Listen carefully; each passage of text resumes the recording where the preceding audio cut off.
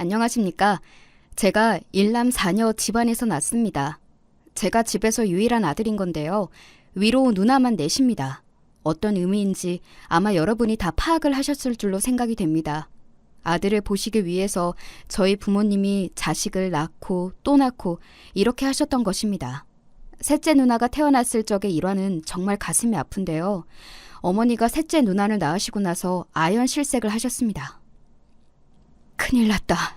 또 딸이었구나. 이번에는 정말로 아들일 줄 알았는데 이걸 어쩌면 좋아. 내 잘못이지. 내가 다 부족한 탓이지. 당시에 병원이 아니라 집에서 어머니가 출산을 하셨습니다. 산파 역할을 하시던 이웃 동네 아주머니 한 분이 와 계셨고요. 출산하셨던 그 당일에 저희 어머니가 어찌 행동을 하셨는지 혹시 여러분은 예상이 가능하신가요? 몇 시간 후에 어머니는 밭일을 나가셨습니다. 산후조리원마저 체계적으로 잘 되어 있는 요즘 세상입니다.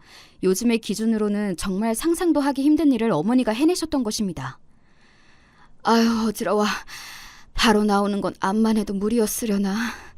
하지만 어째 이렇게 하지 않으면 걱정이 돼서 아기를 안고 집에서 있을 수도 없는 걸.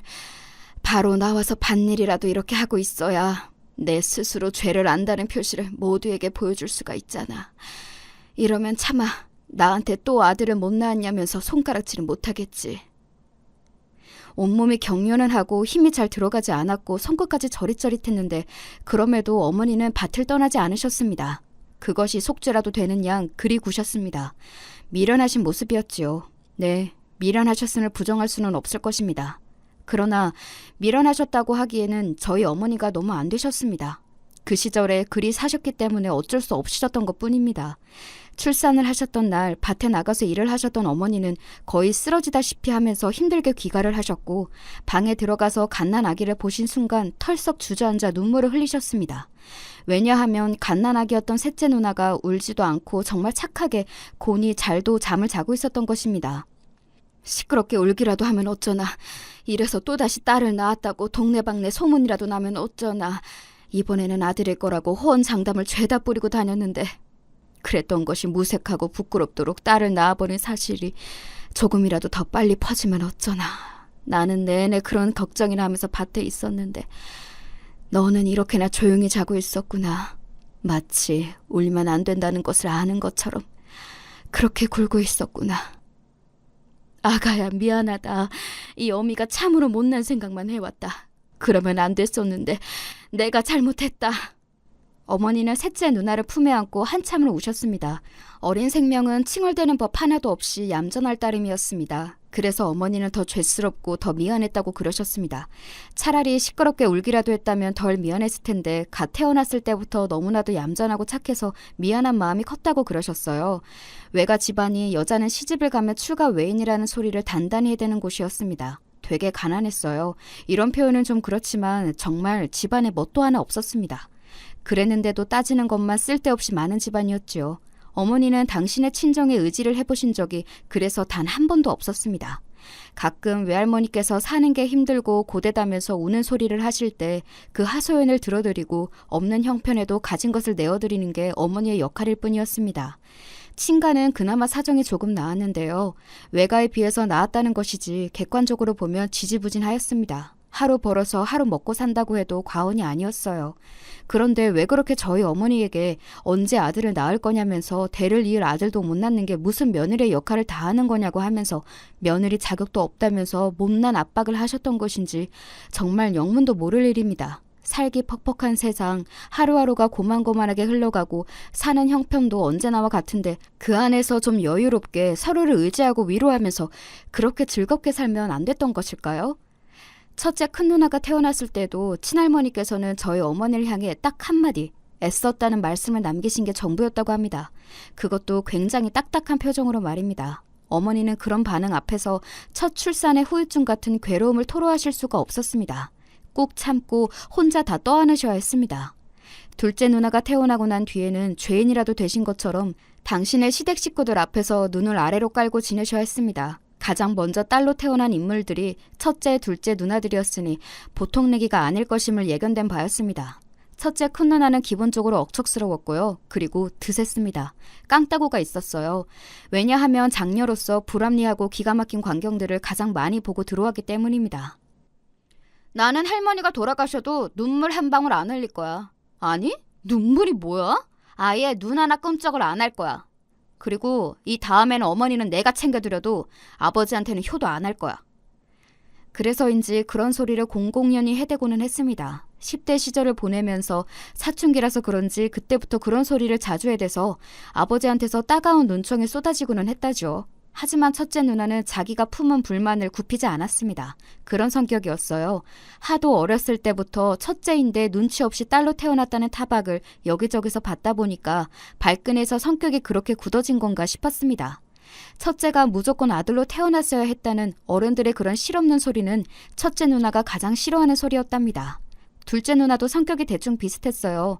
아무래도 첫째 누나를 보면서 나이 차이가 적은 자매이다 보니까 따라가게 된 거였죠. 형편은 어려웠으나 두 누나들이 온갖 난리를 다 쳐대서 둘 다 중학교를 나왔습니다. 원래는 첫째 누나를 중학교에 안 보내려고 친가에서 공장 알아봐라 이렇게 나왔었는데요. 첫째 누나가 아버지한테 싸대기까지 한 대 맞아가면서 쟁취해냈던 게 중학교 진학이었습니다. 둘째 누나도 중학교를 가고 싶어서 난리를 치게 됐으면 당연하고요. 누군가는 돈을 벌어야 한다고 그래서 첫째 누나는 중학교를 졸업한 이후에는 결국 공장으로 향했고요. 대신에 둘째 누나는 고등학교를 진학했습니다. 고등학교를 다니며 공부도 하고 일을 해서 돈도 좀 벌고 그렇게 했습니다. 두 사람은 비슷한 점이 많습니다. 일단 발끈하길 잘하는 성격이라는 점, 친가에 하도 쌓인 게 많아서 치를 떤다는 점, 아버지를 애증의 대상으로 여긴다는 점, 걸핏하면 이놈의 집구석이라는 소리를 해대는 말버릇이 있었다는 점까지 비슷했죠. 결혼도 비슷한 나이에 했습니다. 첫째 누나가 23세 시집을 갔고요. 둘째 누나는 24세 시집을 갔습니다. 결혼하면서 들고 갈 건 없었죠. 집에서 두 누나들한테 챙겨줄 게 없었으니까요. 딱 하나 이불만 들고 갔습니다. 어머니가 외상을 달면서까지 노력을 하셔서 당신의 두 딸들에게 이불을 지어서 보내셨거든요. 억척스럽고 짜증이 많은 첫째 누나는 어머니가 고이 지어주신 이불을 보고 눈물을 뚝뚝 흘렸습니다. 볼품없이 했다더니 아니잖아요. 이렇게 근사하게 지어놓으시면 어떡해요. 아까워서 덮지도 못하겠네. 어머니, 저 앞으로 잘 살게요. 첫째 누나의 눈이란 치켜뜨고 째려보고 불아리고 이런 기능만 있던 줄 알았던 가족들이 모두 놀란 순간이었습니다. 눈물을 흘리는 일이 있을 때에도 항상 분노에 찬 눈물만 흘렸던 첫째 누나가 다른 의미의 눈물을 흘리는 걸 본 것은 모두가 그때가 처음이었던 거예요. 그런가 하면 둘째 누나는 이불을 바꿔서 감동을 하였고 기쁘게 그걸 들고서 시집을 갔는데요. 그러고 나서 한 몇 달 후였던가 일이 좀 있었어요. 둘째 매형에게 여자 형제가 있거든요. 둘째 누나의 입장에서는 시누이죠. 그런데 어느 날 자기 시어머니와 시누이가 험담을 하는 소리를 둘째 누나가 들었던 것입니다. 가난에 빠진 친정이라서 이불만 달랑 들고 와서 꼴보기 싫다는 이야기였죠. 거기까지는 둘째 누나도 면목이 없다는 생각으로 고개를 떨구었다고 합니다. 그런데 그 이불이 촌스럽고 빈약하다는 험담이 이어졌던 것입니다. 그걸 사람 덮으라고 들고 온 거냐면서 저도 안 덮을 것 같이 생긴 이불을 시집 오면서 들고 온 게 믿어지지 않는다면서 그 집안 수준은 정말 상종을 하면 안 된다면서 그런 험담이 시작되었어요. 그딴 이불을 덮어야 하는 자기 오빠가 너무 안 됐다면서 기회를 봐서 그 이불을 몰래 버리든지 해야겠다는 소리를 자기 시누이가 하는 걸 들은 순간 둘째 누나의 눈이 획가닥 뒤집어졌어요. 야! 너 지금 뭐라고 그랬어? 깜짝이야! 세훈님, 설마 듣고 계셨어요? 그래, 다 듣고 있었다. 근데 왜 반말을 하고 그러세요? 사람 기분 나쁘게? 미치셨어요? 내가 반말을 안 하게 생겼니? 너는 지금 내가 쌍욕을 안 한 것만으로도 다행인 줄 알아라. 뭐라고요? 엄마, 세훈이가 진짜 미쳤나봐요. 자기 시누이가 앙칼지게 소리를 지르는 것에 둘째 누나는 코웃음을 쳤죠. 그리고 잠시 후 자기 시어머니가 날리는 싸대기에 둘째 누나는 정통으로 맞고 말았습니다. 세게 맞은 둘째 누나는 자기가 맞은 것보다 더 세게 갚아준다는 마음가짐으로 자기 시누이의 싸대기를 힘차게 날렸습니다. 두 여인의 비명소리가 동시에 터져나오자 둘째 누나는 만족스레 씩 웃었고요. 시집 온 지 얼마 안 된 며느리가 그렇게 나오는데 시어머니 입장에서는 난리가 날 수밖에 없겠죠. 이게 무슨 짓이냐고 하면서 분노의 머리채를 잡으셨습니다. 그러자 둘째 누나는 머리채가 잡힌 상태로 자기 신우이의 머리채를 찾아서 콱 잡았습니다. 엄마 살려주세요. 세훈이가 진짜 돌았어요. 네가 감히 내 딸의 뺨을 때린 것도 모자라서 머리를 잡아뜯어? 너 정말 죽고 싶니? 당장 그 손 놔라. 안 놓으면 너 진짜 내가 가만히 안 둔다. 두 여인의 외침을 들으면서 둘째 누나는 웃었습니다. 큰 소리로 웃는 모습은 상대로 하여금 전의를 상실하게 만들었죠. 주춤거리며 한 발 물러선 두 여인을 향해 둘째 누나가 말했습니다. 우리 어머니가 지으신 이불인데 말을 어떻게 그렇게 하실 수가 있어요? 사과하세요. 당장 사과하세요. 요즘도 아니고 그 시절이었는데요. 그 상황에서 오냐 사과하마 미안하다 이렇게 마무리가 지어지기는 쉽지 않았을 것입니다. 그래서 어떻게 됐는가 하면 이튿날 둘째 누나가 이불이 든 보따리를 지고서 자기 친정으로 돌아왔어요. 저희 집으로 말입니다. 밭일을 다녀오셨던 어머니가 당황해서 물어보셨죠. 아, 네가 갑자기 웬일이니? 그건 뭔 짐이고 대체 무슨 일이 있었던 거야? 결혼하고 보니까 그 인간 면상이 별로라서요. 한 이불 덮기가 싫더라고요. 그래서 이불 가지고 왔어요. 어? 무슨 소리를 하는 거야? 알아듣게 좀 이야기를 해봐라. 온 김에 일이나 좀 거둘게요. 당황한 어머니와 나머지 가구들이 보이지도 않는 건지 둘째 누나는 태평하게 집안에 들어섰습니다. 정확한 상황을 알게 되셨을 때 어머니가 이마를 짚으셨습니다. 화가 머리끝까지 나신 아버지가 당장 돌아가라고 하셨으나 둘째 누나는 요지부동이었어요. 기싸움이 이어졌던 끝에 사흘이 지나 둘째 매형이 직접 찾아왔고요. 면목이 없습니다. 앞으로 이런 일 없게 하겠습니다. 한 손에는 이불 보따리, 다른 한 손에는 둘째 누나의 손목을 잡은 둘째 매형이 꾸벅 인사를 하는 모습을 모두가 지켜보았죠. 누가 따라간대? 나는 안 가. 그러니까 혼자 잘 가셔. 둘째 누나가 짜증을 부렸고요. 그때 어머니가 한 발 앞으로 나섰습니다.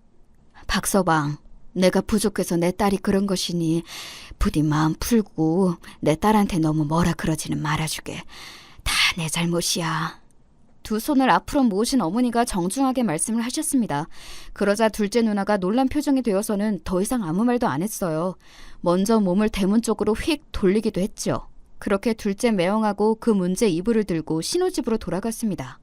어머니가 자기 때문에 사위한테 저자세로 나간 것이 속상했다고 그날의 심정을 둘째 누나는 당시에 첫째 누나한테 연락해서 밝혔던 모양이었고요. 두 사람과 달라도 너무 다른 성격의 소유자 셋째 누나는 결혼도 빨리 안 했습니다. 25이 되었을 때 주변에서 대체 시집을 언제 갈 거냐고 남자친구라도 진득하게 만나서 사귀어보라고 잔소리가 날아오자 셋째 누나는 이렇게 대답했습니다. 내가 우리 어머니 곁에 안 있어드리면 누가 있어드리나? 눈이 오나 비가 오나 우리 어머니가 부르시면 언제든지 바로 달려갈 수 있도록 그렇게 있는 게 내 마음이 편한데 우리 어머니 내가 지켜드려야 하는데 내가 시집을 가버리면 어떡해. 미룰 수 있을 때까지 시집 가는 건 미뤄봐야지. 그렇게까지 시집을 가야 한다는 생각도 크지 않으니까 전혀 조급할 것도 없어. 그런 반응 앞에서 그 누가 반박을 하고 시집 가라는 걸 종용할 수가 있었겠나요. 셋째 누나가 그렇게나 효녀였습니다. 학교는 중학교까지만 나왔어요. 둘째 누나는 고등학교를 나왔는데 왜 더 늦게 태어난 셋째 누나는 학력이 더 짧냐고요? 그건 셋째 누나가 집안을 위해 헌신하고 희생하는 쪽을 선택했기 때문입니다. 조금이라도 우리 집에 보탬이 되는 쪽으로 선택을 해야지. 고등학교에 가는 거? 솔직히 가고 싶기는 한데 내 욕심만 내세워서는 안 되잖아. 동생들도 있으니까 내가 양보해야겠어. 나는 일찍 돈을 벌면서 부모님의 부담을 줄여드리는 게 맞는 것 같아. 정말 대단하죠? 제 누나이지만 정말 최고로 대단하다고 생각을 합니다. 이런 사람 진짜 드물잖아요. 요즘 시대에는 이런 사람을 더욱 보기 힘들기 때문에 그만큼 셋째 누나 같은 인품이 더 대단하다고 느껴지기도 하네요. 셋째 누나는 초등학교를 다닐 적에도 학교를 못 나간 적이 종종 있었습니다. 다른 특별한 이유가 있는 건 아니었고요. 그날 집에 일이 많으면 그럼 셋째 누나는 학교를 못 가는 거였습니다. 어머니를 도와서 일을 해야만 했으니까요. 셋째 누나가 워낙 어렸을 때부터 일을 잘했기 때문입니다. 손끝이 야무지다는 칭찬을 아주 어렸을 때부터 들어왔다고 합니다. 게다가 성격 자체가 군소리를 안 하는 성격이었어요. 힘들고 귀찮고 고된 일을 시켜도 군소리 없이 네 하고 마니까 어른들이 셋째 누나만 자꾸 부려먹게 되었죠. 부모님은 말할 것도 없었고요. 일을 잘하고 말도 잘 듣는 자식을 당연히 부모 입장에서는 건수가 생길 때마다 찾을 수밖에 없게 되어 있습니다. 그래서 셋째 누나가 저희 5남매 중에서 유독 고생을 많이 했어요. 7살이었나? 그때부터 이미 집안일이란 온갖 집안일을 다 하기 시작했을 정도였으니까요. 차라리 좀 게으름이라도 피우고 장꾀라도 부렸으면 그렇게 매번 힘든 일을 도맡아 하지 않아도 됐을 텐데 미련할 정도로 셋째 누나는 곧고 우직하고 올발랐습니다. 그래서 태어났을 때부터 제발 울지 말아달라는 어머니의 뜻도 잘 알아차려서 그 작은 방에서 조용히 잠을 청했던 건가 봅니다. 셋째 누나가 태어나고 나서 얼마 안 되어 집안에서 이런 이야기가 있었다고 합니다. 슬슬 첩을 들이는 게 어떻냐고 친가에서 말을 꺼냈던 것입니다. 아들을 낳아줄 여자 말입니다. 지금 생각을 하면 정말 있어서는 안 될 문화였는데 그 당시까지만 해도 첩을 두는 현상이 그리 찾아보기 어려운 것까지는 아니었습니다. 아시는 분들은 다 아실 것입니다. 특히 도시보다 시골로 갈수록 그런 현상이 오래 유지가 되었고요. 불과 몇십 년 전까지만 해도 첩을 들이는 게 썩 낯설지 않았습니다. 당연한 이야기지만 대부분이 아들을 낳아줄 여자를 찾는 목적으로 첩을 들였고요. 친가에서는 아버지한테 그 이야기를 꺼냈던 것입니다. 이제 아들을 봐야 한다고요. 어머니한테서 아들을 얻을 수 없다면 다른 여자를 찾아야 한다고요.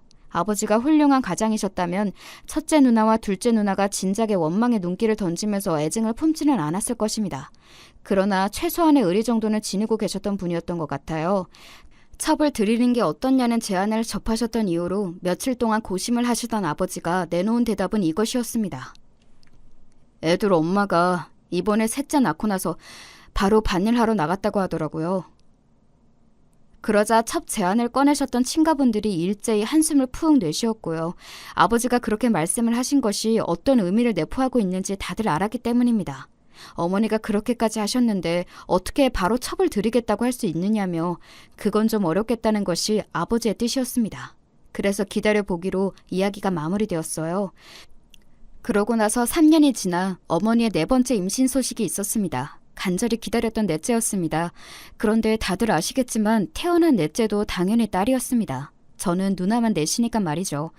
또다시 딸이 태어난 것에 어머니는 너무 힘드셨지만 가장 힘드셨던 점은 또 한 번 딸을 낳았다는 사실 그 자체가 아니었다고 하시더라고요. 왜 딸로 태어났냐고 하면서 혹시라도 갓 태어난 자식을 미워할까봐 그걸 경계하고 걱정하는 마음이었습니다. 그런 마음을 다스리는 것이 가장 힘드셨던 부분이었던 겁니다. 셋째 누나를 낳으셨던 날 그때 너무 미안했던 감정을 어머니는 기억하고 계셨던 거예요. 제발 조용히 있으라는 당부를 갓난 아기에게 남기고서 밭일을 하러 나가셨던 그날의 미안함을 품고 계셨던 어머니는 이번에는 그런 실수를 하지 않겠다는 생각으로 넷째 누나를 바라보셨습니다. 줄기차게 으앙 울어대는 넷째 누나를 보면서 조금도 미워하거나 원망하지 않으셨고 마냥 아껴줘야지 예뻐해줘야지 이런 마음을 품으셨다고 해요. 그런 걸 보면 셋째 누나가 정말이지 저희 집의 보배 같은 존재였던 것이죠. 넷째 누나가 태어난 이후 다시 그 이야기가 나왔습니다. 아들을 낳아줄 첩을 들이자는 그 이야기 말입니다. 어떻게 넷째까지 다 딸년이야. 너무한 거 아닌가? 아유, 임신을 계속해서 계속 낳는 것만은 정말 다행인데 줄줄이 어째 딸만 낳는다니? 정말 해도 너무하다는 생각을 안 할 수가 없네. 팔자가 아들을 볼 팔자가 아닌 게지. 이제는 결단을 내릴 때 같은데 더 늦기 전에 첩을 들이는 게 여러모로 최선일 듯 싶구먼. 그 이전에는 한번 첩을 들이자는 이야기가 나온 적이 있었으므로 또다시 딸이 태어난 이상 이번에는 훨씬 더 진지하게 이야기가 흘러갔습니다. 아버지가 이번에는 첩을 들이는 것에 동의를 하실 것이라고 다들 믿어 의심치 않았습니다. 하지만 변수가 있었죠. 셋째 누나 말입니다. 어린데도 차분했고 야무졌어요. 어른들한테도 잘했습니다. 어른들이 자기를 향해서 이 녀석아 네가 다리 사이에 달려야 할 걸 달고서 태어났어야지. 네가 그걸 안 달고 태어나서 문제가 많다. 이런 소리를 해도 당황하거나 울컥하지 않고 그저 차분한 기색으로 배시시 웃는 게 다였습니다. 떡잎부터 정말 달랐던 것입니다. 첫째 누나하고 둘째 누나는 어렸을 때부터 아버지를 원망 많이 했는데요. 셋째 누나는 안 그랬죠. 아버지가 예전에 워낙 집안일에 손 하나 까딱 안 하시고 맨날 어머니 부려드시고 능력에 비해 큰 소리만 치시고 밑도 끝도 없이 가부장적이셨기 때문에 두 누나들이 그러는 것도 이해가 갔습니다. 하지만 셋째 누나는 그럼에도 우리 아버지니까 공경하고 잘 해드려야 한다는 생각이 강했습니다. 어머니를 위한다고 해서 아버지를 등한시하는 게 아니었죠. 셋째 누나는 부모님을 향해 기본적으로 효심이 지극한 타고난 효녀였어요. 그래서 아버지가 마음이 좀 누그러지셨던 모양이더라고요. 자식이 이렇게 잘 나와줬고 잘 커주고 있는데 딸이라고 해서 뭐 그렇게까지 속상해할 일도 아닌 것 같고 아들이 필요하기는 한데 그건 맞는데 첩을 들여야 하는 것인지 아직까지도 갈등이 되네. 이렇게 말 잘 듣고 착한 자식을 낳아준 걸 보면 내 마누라도 정말 괜찮은 여자이긴 한데 말이야. 셋째 누나 덕분에 첩을 들이는 문제가 미뤄지고 또 미뤄지고를 반복했습니다. 셋째 누나가 아니었으면 아버지가 홧김에 첩을 들이겠다고 내지르셨을 가능성이 크지요. 하지만 딸만 4명이 나온 상황이었고 한번 진지하게 나온 첩 이야기는 불이 붙어서 식을 줄을 몰랐습니다. 결국은 들일 만한 여자를 알아보겠다는 이야기가 친가에서 흘러나왔고요. 그러던 바로 그 시기에 어머니의 뱃속에 제가 드디어 찾아왔던 것입니다. 다들 아시다시피 저는 집안의 유일한 아들이지요.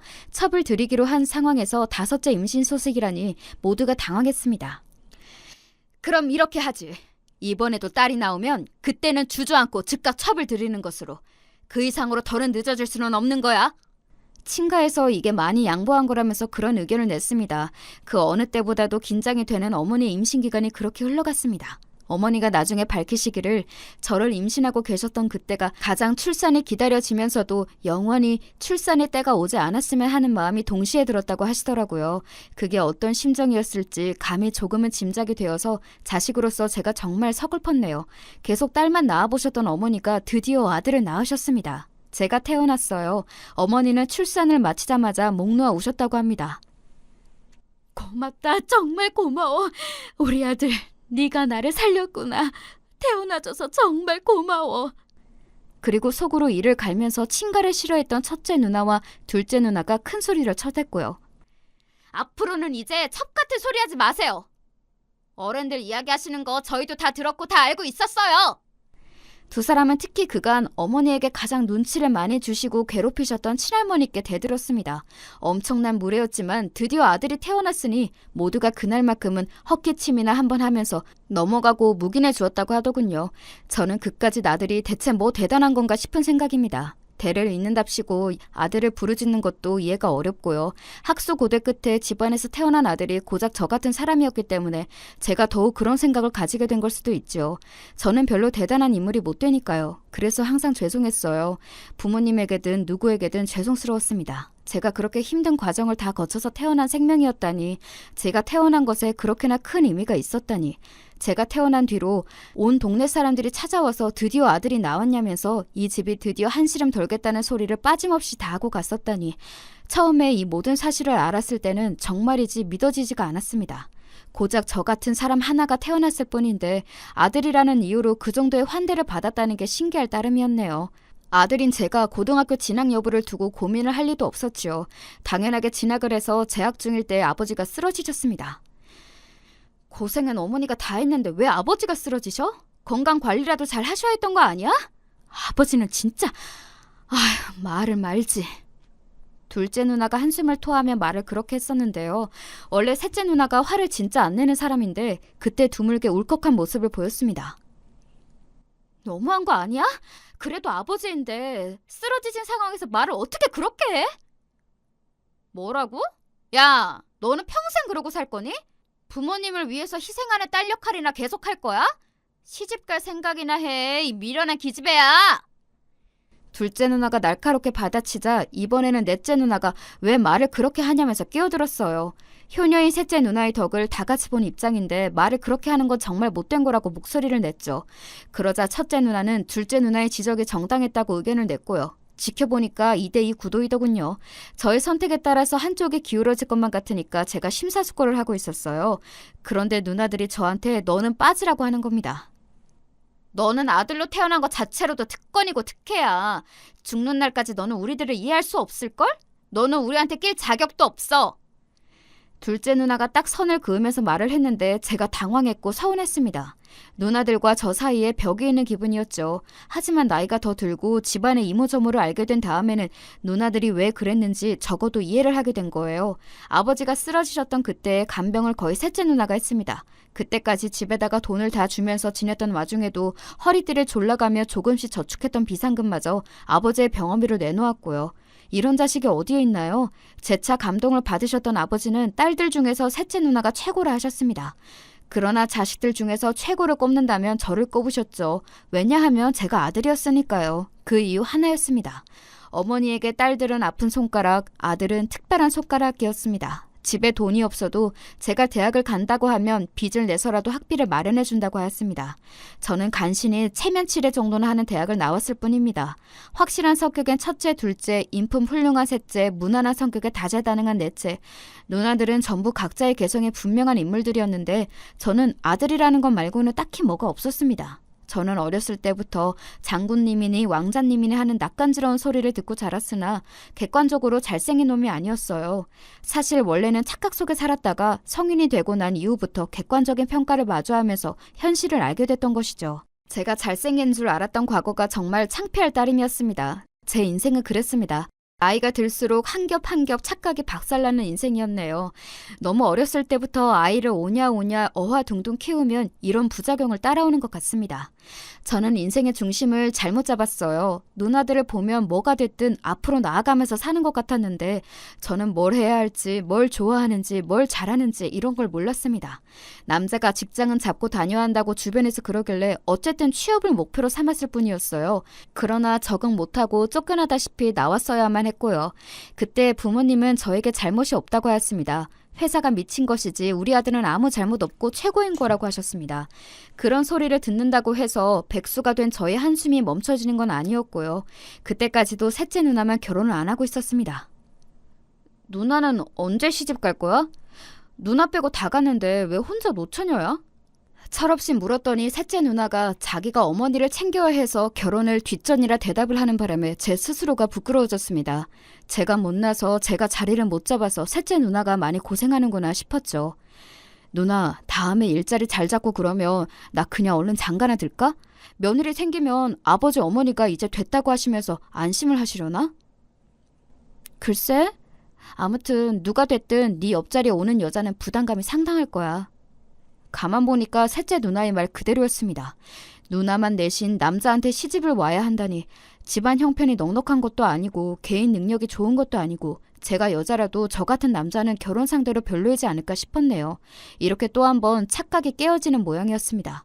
하지만 좌절하지 말라면서 좋은 인연이 반드시 있을 거라면서 셋째 누나가 제 어깨를 다독였어요. 우선 직장부터 잡아라. 부모님은 너 힘든 거 못 보셔서 말씀을 그렇게 하시지만 어쨌든 네가 사회생활 하면서 부딪혀보고 고생도 하고 이래봐야 하는 거야. 가장 노릇을 할 준비가 되어 있어야 결혼도 하지. 안 그래? 그 동료의 저는 알겠다 하고 절치부심해서 그럭저럭 괜찮은 일자리를 잡았습니다. 그곳에서 오래오래 일을 하지는 않았죠. 모종의 일들이 있었기 때문입니다. 그러나 그곳에서 일을 하는 동안에 저는 아내를 만났고 결혼도 했습니다. 일터에서 만난 건 아니었고 셋째 누나가 소개를 시켜줬어요. 자기가 알고 지낸 사람의 친한 동생이 있는데 한번 저보고 만나보라고 하더군요. 그리고 처음 만난 자리에서 바로 호감을 느꼈습니다. 얼굴은 안 닮았지만 이상하게 결이라는 것이 셋째 누나와 아내가 비슷한 느낌이었어요. 다른 거 다 제쳐두고 셋째 누나랑 비슷한 느낌이라면 이 여자는 분명히 믿을 만한 사람이고 아주 괜찮은 사람이라는 생각이 들어서 제가 적극적으로 구애를 했던 것이죠. 그러니까 저희 부부는 셋째 누나 덕분에 이어진 인연입니다. 아내의 조건을 부모님은 마음에 안 들어 하셨어요. 이혼이 드물던 시절이었는데 양치는 이혼을 하셨고 모치는 투병 중이라 편찮으시고 부치는 새로 재혼을 하셔서 안 보고 살고 있다니 힘들게 얻은 소중한 막내 아들에게 붙여주는 여자로는 부족하게 짝이 없다고 생각하셨죠. 제가 객관적으로 잘난 거 하나 없는 놈이었어도 부모님에게는 최고의 자식이었으니 말입니다. 그러나 제가 결혼을 강력히 원했던 데다가 다른 사람도 아니고 셋째 누나가 연결해준 여자라고 하니까 부모님은 흔들리셨고 결국 허락해 주셨습니다. 저랑 아내가 결혼한 직후에 장모님이 돌아가셨습니다. 아내는 이제 자기에게 가족은 저, 그리고 함께 낳아서 키워갈 자식이라고 하면서 울었습니다. 그 모습을 보며 저는 제가 가장으로서 꾸려갈 가정에 대해 책임감이 확 생겼던 것 같아요. 한번 무너졌던 건강은 회복하기 쉽지 않은 건지 아버지는 결국 또 쓰러지셨고 그 곁에 어머니가 붙어서 지내셨습니다. 결혼을 잘못해서 평생을 고생하시는 것 같다며 첫째 누나가 한숨을 쉬었는데 어머니가 그때 그러셨어요. 아버지한테 고마운 점도 있으시다고요. 그게 대체 뭘까 싶었는데 의외의 대답을 들었습니다. 내가 딸만 넷 낳았는데 첩을 드리라는 성화에도 첩을 안 드렸던 거. 그게 나로서는 두고두고 고마워. 아유 어머니 뭘 그걸 고마워해요? 막내가 아들로 안 태어났으면 그때 진짜로 첩이 생겼을걸요? 그래도 나는 고마워. 내 마음이 그래. 누나들은 전부 미묘한 얼굴들이었으나 아내만은 달랐습니다. 눈시울을 붉혔어요. 첩 이야기를 듣고 감정이 확 올라왔다고 하더군요. 저는 아내가 감수성이 너무 풍부해서 그러는 줄로만 알았습니다. 그 비밀은 몇 년 후에 밝혀졌는데 그 이전에 아버지가 돌아가셨습니다. 떠나시기 전 물려줄 재산이 없어서 미안하다고 하시며 있는 거라고는 집 하나뿐인데 제가 아들이니까 제가 받으면 된다는 말씀을 남기고 가셨습니다. 그런데 장례식이 끝나고 아내가 자기 생각을 밝혔던 거예요. 나는 그 집이 어머님 거라고 생각해. 당연하지. 평생 거기서 사셨는데. 그건 나도 동의해. 어차피 어머니가 계속 사실 곳이지. 그리고 어머님 다음으로는 셋째 형님이 순서가 와야 맞는 것 같아. 당신은 적어도 셋째 형님보다 후순위여야 맞는 거지. 우리가 어머님을 모시면서 거기서 지내는 것도 아니니까. 저는 뭐라고 대꾸해야 할지 몰라서 그냥 그러려니 했는데요. 아내가 그런 생각을 가지고 있다는 것을 알고서 그때 첫째 누나가 저한테 그랬습니다. 결혼 잘했다고요. 그 이후로 누나들이 제 아내를 완전히 인정해버렸습니다. 착하고 수더분하지만 해야 할 말이 있고 나서야 할 때가 있으면 모습을 딱 드러내는 아내를 만나서 중심을 못 잡고 살던 제 인생의 모양새가 탄탄해졌어요. 적어도 이제 뭘 어떻게 살아야 할지 몰라서 헤매지는 않았죠. 오래오래 버티며 다녀보고 싶었던 직장이 망해서 문을 닫게 되었을 때도 제가 이것밖에 안 되는 놈인가 싶어서 심적으로 방황을 할 뻔했는데 아내가 옆에서 저를 잘 잡아주었습니다. 새로운 생활과 도전을 위해 먼 지역으로 이사를 갈 수 있었던 것도 아내가 있어서 용기를 낼 수 있었고요. 그때는 셋째 누나가 늦게나마 결혼을 해서 어머니와 지척에 집을 구해 살기 시작한 뒤였기 때문에 저도 마음이 놓여서 멀리 떠날 수 있었던 것 같습니다. 아버지가 떠나신 뒤 어머니도 점차 생각이 달라지신 모양이었고요. 예전이었다면 하나뿐인 우리 아들을 어떻게 먼 지역으로 보내냐면서 안 된다고 하셨을 텐데 서운해하시면서도 덤덤하게 가서 새롭게 잘 살아보라고 해주셨습니다. 저희 부부가 딸 하나 아들 하나 이렇게 자식이 둘인데요. 둘째는 아들 녀석이 태어나고 얼마 안 돼서 그때 아내가 이렇게 밝혀주더라고요. 장인 어른은 사실 자기의 생부가 아니라고 말입니다. 나도 처음에는 몰랐어. 아버지하고 내가 너무 안 닮아서 신기하다는 생각만 살면서 몇 번 했던 게 다였지. 그런데 돌아가신 우리 엄마 병에 걸리신 거 알았을 때 그때 나한테 엄마가 알려주시더라. 아버지하고 나는 피가 안 섞였고 생부는 따로 있다고. 내가 3살 때 생부의 곁을 떠나왔었는데 이유가 있다고 하셨어. 뭐 때문에 그러셨던 건데? 우리 엄마가 첩이었거든. 뭐라고? 그게 정말이야?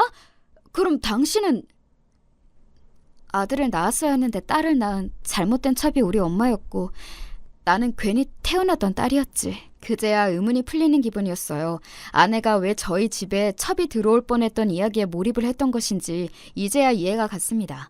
가슴속의 비밀을 밝혀서 속이 후련하다고 하던 아내를 제가 꼭 안아주었습니다.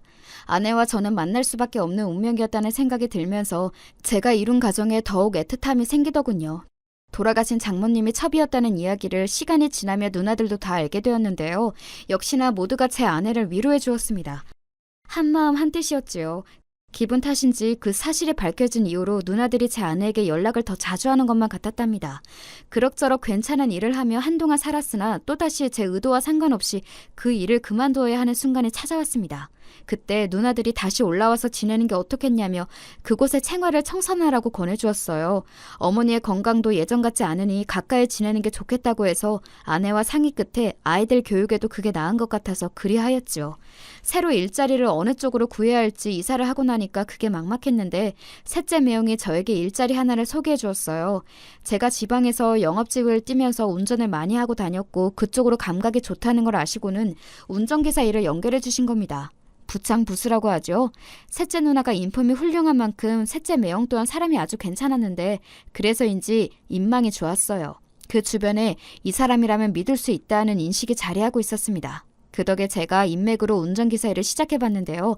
웬걸 이게 생각보다 더 적성에 맞더군요. 해보기 전에는 사실 반신반의했는데 막상 해보니까 괜찮았습니다. 그래서 의욕을 가지고 제 처자식을 위해 못할 게 없다는 자세로 성실하고 깍듯하게 일을 했습니다. 그리고 2년이 지났을 때 저는 어느 중소기업의 회장님 운전기사로 일을 하게 되었어요. 그 자리가 갑작스레 공석이 되는 바람에 사람이 새로 필요했는데 제가 또 인맥을 통해 그 자리로 갔던 거예요. 저를 좋게 봐주신 분이 그쪽에다가 굳이 말을 전해주신 덕분이었습니다. 생각지도 못하게 웬 회장님 운전기사가 되어버린 것에 인생이란 어떻게 흘러갈지 모른다는 느낌을 받았지요. 이왕 주어진 자리라면 거절하지 않고 잘 해내겠다는 결심이 있었습니다. 처음 일주일은 기합이 딱 들어가서 사고만 안 낸다는 생각으로 임했고요. 첫 주가 지나자 그때부터는 저도 감을 잡았습니다. 회장님이 조용하고 편안한 분이시라는 것도 알게 됐고요. 그러던 어느 날 저희 딸이 아르바이트를 해서 번 돈으로 저에게 지갑을 선물해 줬는데 그게 너무 기쁜 거예요. 너무 좋아서 자꾸 입가에 미소가 지어졌고 자꾸 지갑을 꺼내서 만져보게 되었습니다. 반지갑을 펼쳐서 그 안에 끼워둔 가족 사진까지 흐뭇하게 보는 것에 푹 빠졌던 저는 미처 몰랐습니다. 제가 기다리고 있던 회장님이 이미 나오셨고 제 바로 곁까지 와 계셨단 것을 몰랐다가 문득 알아차린 제가 소스라치게 놀랐죠. 죄송하다며 꾸벅 인사를 올렸는데 회장님의 표정이 아리송했습니다. 실례가 안 된다면 내가 그 사진을 좀 볼 수 있겠나? 아마 가족 사진 같았는데. 아, 예, 맞습니다. 저희 집사람이고 딸이랑 아들입니다. 최근이 아니라 작년에 찍은 것이긴 한데요. 회장님이 그저 사진이 어떤 느낌인가 보고 싶어 하시는 것 같아서 저는 흔쾌히 다시 지갑을 펼쳐서 보여드렸습니다. 그러면서 이 지갑이 딸이 사준 것임을 은근하게 자랑도 했고요. 그런데 회장님이 인상까지 써가시면서 진지하게 사진만 자꾸 뚫어져라 보시는 겁니다. 정말 혹시나 해서 묻는 건데 자네 아내의 고향이 목포이진 않은가? 목포 말씀이십니까? 아마 맞을 겁니다. 그런데 그건 어찌 물어보시는지요? 혹시 저희 집사람을 아십니까? 동양이신 겁니까? 아닐세, 나는 목포 사람이 아니야. 다만 나이 누이 되는 사람이 목포에서 살았을 확률이 높아서 그러네. 아주 어렸을 때 모습만 봤던 게 전부였고 그 이후로는 한 번도 본 적이 없었지만 난데없이 웬 누이가 등장하나 싶었습니다. 제가 들은 바로는 회장님에게 형제가 없었거든요. 그런데 지갑을 쥐고 가족 사진을 제 눈앞 가까이 들이밀며 회장님이 이렇게 말씀을 하신 겁니다. 돌아가신 내 아버님과 닮아도 너무 닮았구만. 얼굴이 이렇게나 비슷할 수가 있나. 죄송하지만 저희 집사람은 회장님의 누이라는 분이 아닐 겁니다. 왜냐하면 돌아가신 장모님이 어떤 집안에 첩으로 들어가셨던 분이었습니다. 집사람이 그렇게 태어났고요. 비록 그 집안에서 자식으로 인정받지는 못했지만 회장님이 착각을 하신 것 같아서 얼른 설명을 이어가던 제가 당황했습니다. 제 이야기를 듣자마자 회장님이 크게 놀라서 몸을 떠시더니 바닥에 주저앉기까지 하신 겁니다. 큰일 났다 싶어서 얼른 사람들을 불렀고요. 평소 지병이 있으셨던 분이라 만일을 대비해 병원으로 모셨습니다. 그리고 몇 시간 뒤 진정된 모습으로 입원실에 계신 회장님이 저희 집사람을 만나고 싶다고 하셨습니다. 이게 뭔 일인가 싶어서 아내한테 연락을 했더니 마침 볼 일이 있어서 밖에 나와 있는 중이고 병원과 그리 멀지 않은 거리에 있길래 일단 오라고 말은 해봤죠. 근데 아내가 성실하고 착한 사람 아니랄까봐 당장에 병원으로 달려온 겁니다. 제가 급한 용무로 부른 걸까봐 지체 없이 왔더라고요. 저는 이 상황을 어떻게 설명해야 할지 몰라서 우선은 그냥 회장님을 뵙게 했고요. 그랬는데 아내를 보자마자 회장님이 탄식을 크게 하신 겁니다. 이럴 수가. 이렇게 보니까 더 닮았구나. 이래서 핏줄은 속일 수가 없다고 하는 거야. 정말 죄송한데 지금 이게 무슨 상황인가요? 조심스레 질문을 던진 아내에게 회장님의 비서분이 서류 봉투를 내미셨습니다. 몇 시간 사이 준비가 되어 있던 것이었죠. 그 안에는 사진 한 장이 들어있는 게 전부였어요. 오래된 사진이었고 그걸 확인한 순간 아내의 손이 덜덜 떨렸습니다. 어, 엄마! 저 또한 소름이 돋았죠. 사진 속 인물이 돌아가신 장모님이었기 때문입니다. 제가 기억하는 모습보다 훨씬 젊었지만요. 회장님이 눈을 질끔 감으시며 고개를 끄덕이셨습니다. 그리고 놀라운 이야기를 들려주셨어요. 회장님의 생모는 출산 직후에 숨을 거두셨다고 합니다. 그래서 회장님의 부친은 집안의 성화에 따라 바로 재혼을 하셨고요. 이분이 회장님의 모친이 되셨죠. 그런데 이 모친께서 아이 소식이 내도록 없었던 거예요. 무려 8년이나 소식이 없자 집안에서는 더 이상 못 참겠다며 첩을 들이자고 하였습니다. 아주 잘 사는 집안이었고 그때 이미 사업의 초석을 다지고 있었거든요. 자식이 딱 하나만 있는 건 불안하다는 입장이었어요. 아들이 하나 더 있어야 한다며 온 집안 식구들이 들들 볶는 것에 그 모친은 못 견디고 첩을 들이는 것에 동의를 했습니다. 그렇게 어느 날 첩이 들어왔고 1년을 기다린 끝에 임신이 되어서 딸이 태어났습니다. 첩까지 들였는데 아들이 아니라 딸이 웬 말이냐고 불만이 터져나왔죠. 첩이 장모님이셨고 태어난 딸이 제 아내였습니다. 회장님은 어른들 몰래 어린 이복 동생을 귀엽게 바라보고 쓰다듬어 주셨던 분이라고 합니다. 외로웠던 외동 생활이었는데 드디어 생긴 첫 동생이라는 것이 당시에 회장님에게는 의미가 컸던 거예요. 돌을 무사히 지나면 호적에 올려주겠다는 약속이 나왔으나 돌을 맞이하기 직전 모친의 임신 사실이 밝혀졌습니다. 그러자 약속은 흐지부지 되었고 아내는 호적에 오르지 못한 채로 자랐죠. 그리고 모친은 아들을 낳았습니다. 그 집안 사람들은 약속을 안 지킨 것도 모자라 장모님과 아내를 막무가내로 내쳤습니다. 그때 어른들의 눈치를 보느라 한마디 말도 못 꺼내고 무기력하게 있었던 것이 회장님에게는 남모를 아픈 후회로 남았고요. 쫓겨나던 모녀에게 마지막 인사를 건넸던 것이 회장님이 낼 수 있던 유일한 용기였습니다. 어디로 가시나고 여쭈었더니 목포가 고향이라 그곳에 갈 거라고 그분이 대답을 하셨었지. 그 어렸던 얼굴에서도 유독 친탁을 한 게 보여서 회장님은 아내를 신기하게 바라보셨던 기억이 선명했다고 합니다. 회장님의 남동생은 중학교 졸업을 앞두고 빙판길 사고로 명을 달리하였습니다. 회장님은 투철한 책임감과 사명감을 가지고 오로지 일에만 파묻혀서 살아오셨고요. 이 모든 이야기를 듣고 나니까 이게 꿈인지 생시인지 구분이 안 돼서 정신이 멍하더군요. 그건 아내도 마찬가지인 듯 싶었습니다. 회장님은 살면서 때때로 장모님과 아내를 떠올린 적이 있었으나 억지로 찾는 것은 예의가 아니고 멀쩡히 잘 사는 사람들의 일상을 괜히 망가뜨리는 게 될까봐 생각이 날 때면 일부러 그 생각을 흩으셨다고 합니다. 그런데 이런 식으로 맞이하게 되다니 이상하게 내가 그 지갑 속 작은 사진을 자세히 보고 싶더라니. 이러려고 그랬구나. 회장님이 눈물을 흘리셨고 어느새 그 앞으로 다가간 아내가 손을 맞잡은 채로 함께 울고 있었습니다.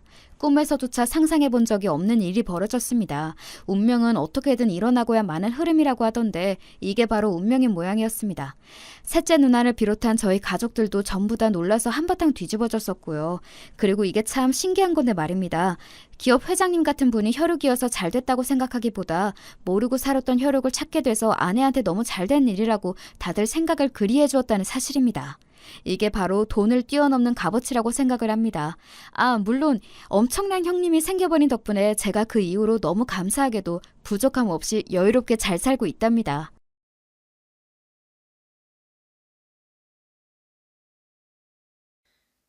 안녕하세요. 제가 때마다 찾아듣는 사연에 빠지다 채널의 열성 팬으로서 꼭 한 번은 제 얘기를 직접 보내봐야 한다고 생각하고 있었기에 오늘 이 시간에 실천을 해봅니다. 아무리 가까운 지인에게라도 저는 옛 얘기를 고지고대로 다 전한 적이 없어요.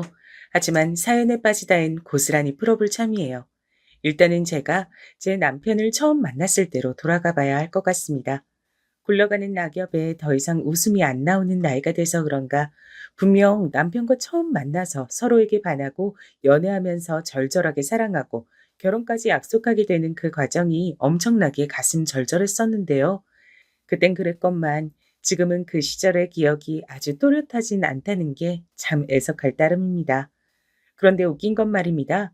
남편하고 결혼한 이후로 겪은 우여곡절들은 모든 것들이 바로 어제 일처럼 아주 선명하단 거예요. 제가 만약에 나이가 더 들어서 치매가 온다고 해도 그 다사다난했던 이모저모는 아마 안 잊혀지지 않을까 싶은 생각이 들 정도랍니다. 예전에 인기 있었던 드라마 여인천하를 아시나요? 거기서 배우 도지원 씨가 최고 유행 대사를 만들어냈었죠. 전 그 대사를 시어머니를 처음 뵙던 날에 면전에서 들었습니다. 내 인연! 낮자 또 불려시처럼 생겨먹어서는 어디서 요물 행세를 하며 남의 아들을 꿰내? 멋대로 꿰내서 결혼을 부추기다니. 내 인연? 내 손에 작살나고 싶지 않거든. 당장 썩 꺼져. 막말과 함께 날아든 불꽃 싸대기. 곧 제 왼뺨에 철썩하고 내리꽂혔었죠. 제가 너무 당혹스럽고 깜짝 놀라서 멍하니 맞은 뺨을 손으로 조심스레 부여잡고 있으니까 시어머니께선 이내 반대쪽 저의 뺨도 공평하게 철썩 때려주셨답니다. 그때는 학교에서 선생님들이 학생들을 열심히 때려서 지도하던 시절이었으니까요. 제가 안 맞고 산 건 아니었죠. 그렇다 해도 태어나서 양쪽 뺨을 왕복으로 쳐맞는 일이 있을 줄은 몰랐어요. 그래놓고 뭐가 부족하셨는지 시어머니께선 다시 제 양쪽 뺨을 한 번씩 더 치셨습니다. 그래서 제가 한쪽 콧구멍에서 심지어 코피까지 흘렀어요. 옷에 코피가 한 방울 톡 떨어지길래 그때 알았죠. 코피를 보니까 그제서야 이 상황은 미쳤구나 라는 판단이 들었고, 그때도 시어머니께서는 쉴 새 없이 저를 향해 삿대질을 날리시며 내 인연 하셨습니다. 이건 기억이 정확하지 않은데 아마 그때 저한테 네 죄를 네가 알렸다 이런 소리도 하셨던 것 같아요. 그야말로 제가 그 자리에서 죄인 취급을 받았던 것이죠. 단지 남편과 결혼하기 위해 인사를 드리러 갔던 것뿐인데요. 저랑 같이 시댁에 들어섰다가 이웃 사람이 차 좀 빼달라고 밖에서 소리를 질러서 잠깐 나갔던 남편은 자기가 자리를 비운 그 잠깐 사이에 제가 처참한 몰골이 되어 있는 걸 보곤 그만 눈이 돌아갔습니다. 엄마, 지금 대체 뭐 하는 짓이에요? 미치셨어요? 너야말로 미친 거니? 정신 좀 차려라. 네 형이 아직 버젓이 결혼 안 한 채로 있는데 먼저 결혼을 하겠다니. 세상 천지에 이토록 경우 없는 사람이 또 어디에 있다니? 절대 용납 못해. 자식이 결혼하겠다고 사랑하는 여자를 데리고 온 자리인데 엄만 지금 기껏 이렇게 행동하시는 게 전부군요. 엄만 형만 중요하신가 봐요. 평생을 그러셨으면서 어떻게 지금까지도 이러세요? 전 자식도 아닌가 봅니다. 절 자식으로 생각하셨으면 자식이 사랑해서 결혼하겠다고 한 여자한테 이렇게는 못 구시죠. 지금 어디서 소리를 계속 질러? 그 매서운 눈빛은 또 뭐고? 이러다가 너 진짜 엄마 한 대 치겠다. 네가 이러니까 네 형보다 못하단 거야. 제가 왜 엄마를 쳐요? 전 그렇게 몰상식한 사람이 아닙니다. 하지만 엄만 이 사람을 이 꼴로 때리셨으니 아주 몰상식한 사람이 맞는 것 같네요. 지금까진 아무리 그래도 제 엄마니까, 아버지 돌아가신 지금 유일하게 엄마만 계시니까 애틋하게 여겨드리려 노력했고 제 나름의 효도를 다하려고 했습니다. 그러나 전부 다 부질없는 짓이었네요. 너무나도 몰상식한 분이라서 앞으로는 상종 못하겠습니다. 저보다 100배, 1000배로 잘난 형하고 잘 살아보세요. 뭐라고? 너 진심으로 하는 소리야? 이 엄마한테? 오냐, 네가 요물짓하는 저것한테 제대로 흘렸구나. 불려시한테 단단히 깬 거야. 야, 너 아픈 척 가증스레 연기하고 일부러 코필 쏘다. 내 인연, 널 아예 죽사발을 내놔야 내 앞으로 두 발 뻗고 잘 것 같네. 남편이 분통을 터뜨리며 절연을 선언하자 시어머니께선 도저히 이 상황을 못 받아들이시겠다는 표정으로 중얼거리시더니 갑자기 저에게 다시 화살을 돌리셨습니다. 전 기가 막혔죠. 여러분은 일부러 코피를 흘리고 싶다고 해서 생각만으로 그게 가능하신가요? 그런 사람이 지구촌에 한 명이라도 존재할까 싶네요. 그게 된다는 초능력자죠. 하지만 시어머니께선 제가 일부러 코피를 쏟았다고 하시며 가증스러운 제 얼굴 가죽을 벗겨내겠다고 하셨습니다. 얼굴을 얻어터진 뒤였던 전 그저 경악하며 저에게 뻗쳐온 손길을 마주했고, 그런 저 대신 남편이 막아섰습니다. 그러면서 놀랍게도 시어머니와 남편이 벌이는 창과 방패의 현장이 만들어졌던 거예요. 두 사람의 괴상한 대치를 보며 저는 멍해졌습니다. 아니, 대체 어쩌다 이렇게 된 거지? 나는 그냥 인사를 드리러 왔을 뿐인데. 꿈이라도 이것보단 현실성이 있을 것 같더라고요. 노모가 어떻게 힘으로 아들을 이기겠어요? 시어머니께서 먼저 나가 떨어지셨죠. 엄마가 허락을 하시든 안 하시든 결혼식에 오시든 안 오시든 상관없습니다. 전 이 사람과 결혼할 거고 알아서 잘 살 겁니다. 저한테 앞으로 연락하실 필요도 없습니다. 엄마도 그냥 알아서 잘 사시면 돼요. 그 잘난 형과 함께요. 남편은 씩씩거리며 절 챙겨 부축했습니다. 그리고 제가 손에 든 채 시댁에 들어섰던 정성스러운 선물 세트도 잊지 않았죠. 그걸 챙기면서 남편이 저한테 이거 우리가 쓰자 라고 빠르게 말하더군요. 남편이 저를 옆에 끼고 현관문으로 가서 저한테 신발까지 직접 신겨주자 시어머니께서는 거의 피를 토하시듯 애 끓는 소리로 내 인연 하고 외치셨습니다. 제가 그 집을 나서는 순간까지도 내 인연 소리가 이어졌죠. 차에 앉고 나서야 손수건으로 코피 자국을 문질러 닦았고 옆에서 남편은 눈물을 훔치고 있었습니다. 남편은 생긴 것도 듬직하지만 성격도 외관과 비슷합니다. 그래서 연애하는 동안 우는 걸 본 적이 없었고 하품을 크게 하면 눈가에 맺히는 수분이 전부였어요. 슬픈 영화를 봐도 꿋꿋했고요. 그런 남편이 울고 있었죠. 그래서 저는 차마 제가 먼저 이 사태에 대해 따지지 못한 채 가만히 기다렸습니다. 남편이 다 울기를 기다렸고 그 후에 얘기를 들었던 거예요. 저는 직접 대면하기 이전까진 시어머니 되실 분이 그 정도로 보통 얘기가 아니신 줄 몰랐습니다. 시아버지께서 제가 남편을 만나기 1년 전에 돌아가셨으며 형제로는 형 하나가 있다는 것 정도만 알았어요. 그게 전부였는데 알고 보니 어처구니 없는 사연이 그 안에 들어있었더라고요. 집안에서 아들, 딸 차별하는 경우를 특히나 나이 지긋하게 드신 분들이라면 보고 겪으셨을 테죠. 하지만 그것뿐만 아니라 장남과 차남을 차별하는 경우도 있었답니다. 오로지 장남 타령만 일삼는 어설프게 예스럽고 고집스러운 게 아니라 진짜 배기로 꽉 막힌 옛날 사상을 가진 집안이 제 시댁이었던 거예요. 남편의 위로 4살 터울의 형이 있습니다. 이때까지 아직 장가를 안 들고 있었죠. 참고로 이때 남편이 32살이었어요. 지금은 32살 나이도 청년이지만 그땐 아저씨 소리를 왕왕 들었거든요. 근데 아주버님이 36살이었으니 그때 기준으로는 완전 노총각이었습니다. 남편이 저한테 장난스럽게 형이 아직 혼자라서 내가 아직 결혼을 안 하고 있었다 그랬는데 전 당연히 그걸 농담으로 여겼었죠. 하지만 진담이었던 겁니다.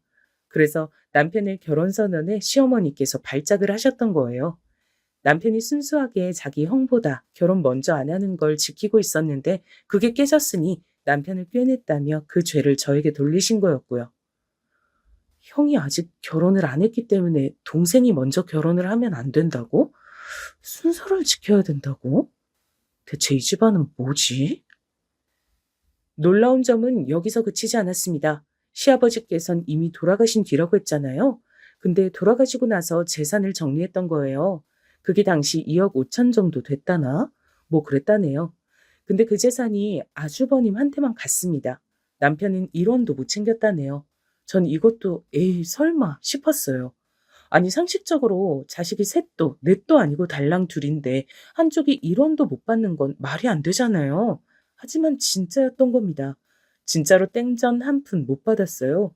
그렇다면 아주버님이 얼마나 잘나서 부모의 사랑과 신뢰를 독차지하고 재산까지 독차지했는지 이쯤에서 궁금하시죠? 전 이 대목이야말로 가장 놀랍다고 생각합니다.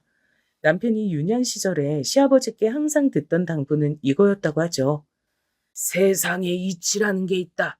그리고 이 이치라는 것이 지켜져야 세상이 잘 돌아가는 것이다. 귀로 듣고 가슴에 새겨라. 첫째가 잘 살아야 둘째도 잘 사는 법이다. 이것이 가화만사성으로 가는 이치라고 할 수 있다. 알았냐? 아주버님은 뭘 해도 잘했다 소리를 들으셨죠. 공부를 못해도 교우 관계를 망쳐도 그저 잘했다는 칭찬을 들었고 부모의 지원을 아낌없이 받았습니다. 반면에 남편은 형이 우선이다. 알았냐? 는 소리만 지겹도록 들었고요. 지원은 항상 열악했습니다. 뭐든 스스로 해내야 했죠.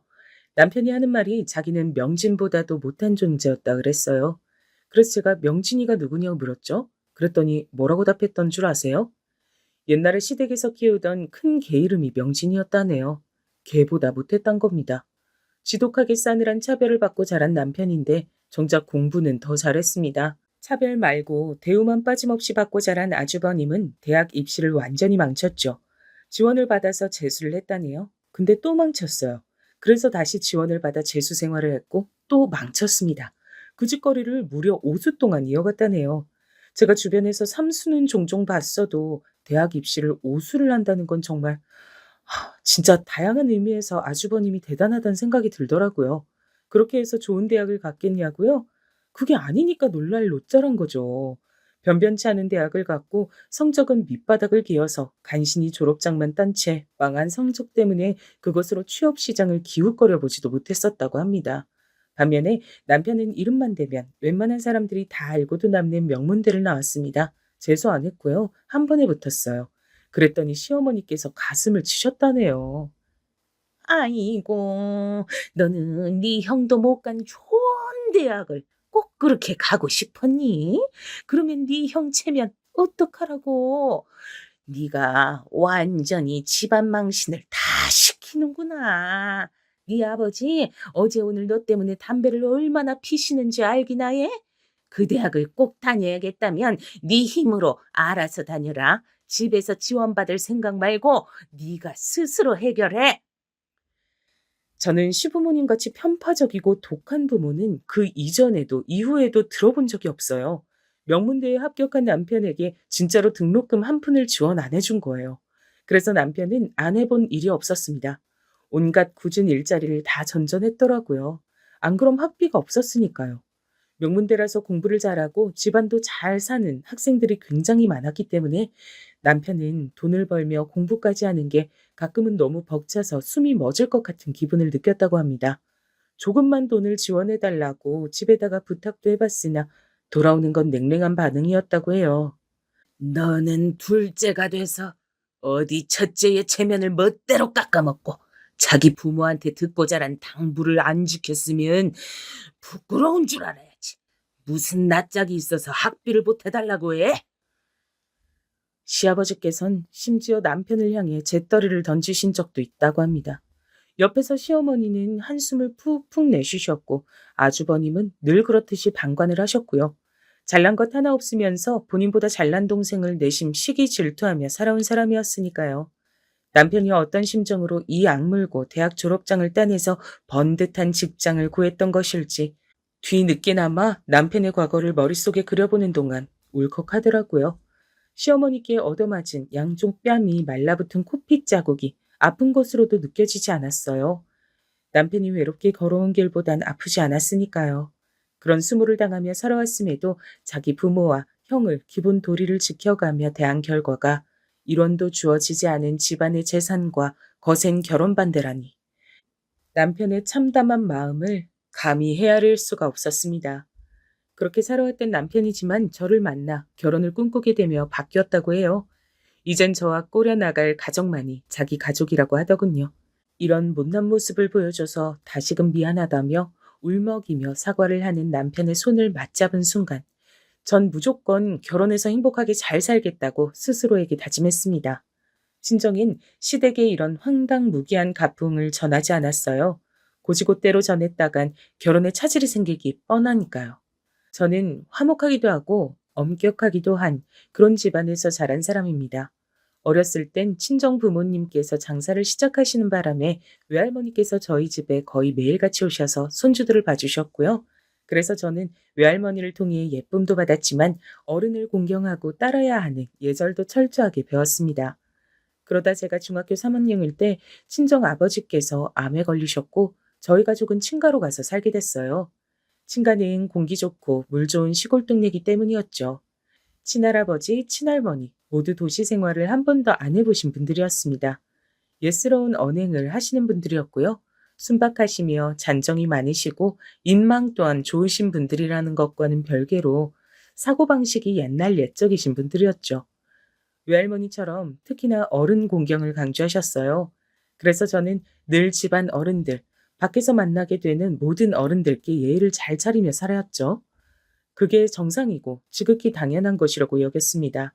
그렇게 자란 저였으니 시어머니께서 다짜고짜 제 뺨을 후려 갈기시며 막말을 퍼부으셔도 그때 차마 반격한다는 선택지를 갖출 수 없었던 듯 싶어요.